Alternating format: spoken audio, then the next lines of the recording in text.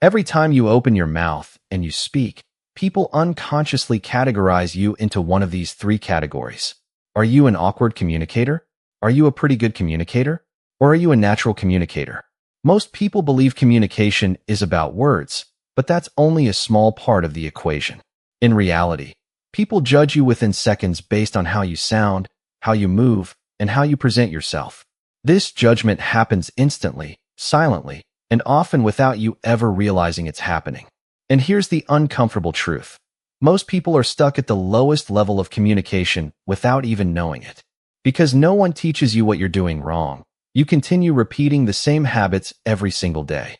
But the moment you become aware of these patterns, everything starts to change. Communication isn't a talent you're born with. It's a skill you build through awareness and practice.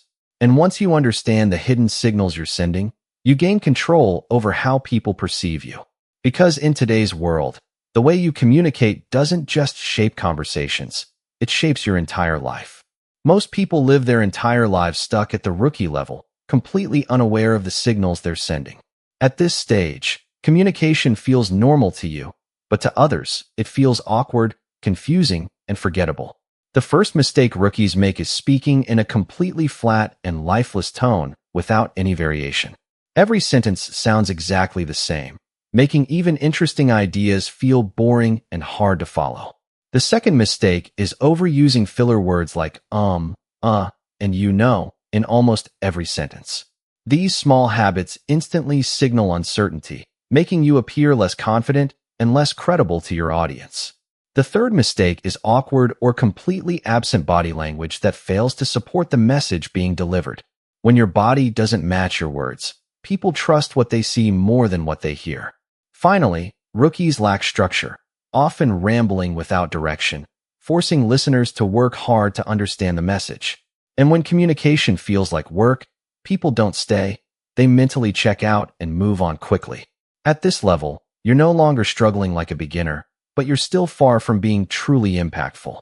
You've improved your communication, learned a few techniques, and people generally understand what you're trying to say. But here's the problem. Being pretty good is where most people stop growing and get comfortable. Instead of pushing their limits, they stay within a safe range that feels controlled and predictable. Their voice has some variation, but it lacks boldness, emotion, and the extremes that truly capture attention. Their body language is better, but it becomes repetitive, using the same gestures again and again without purpose. Their words are structured, but under pressure, they still hesitate, overthink, and lose clarity in key moments.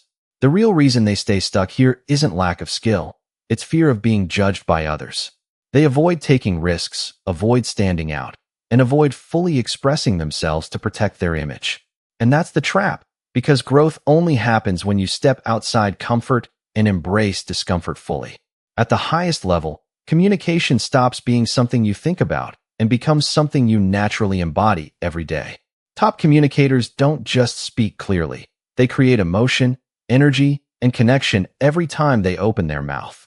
The first thing they master is their voice, using it like an instrument with full control and precision.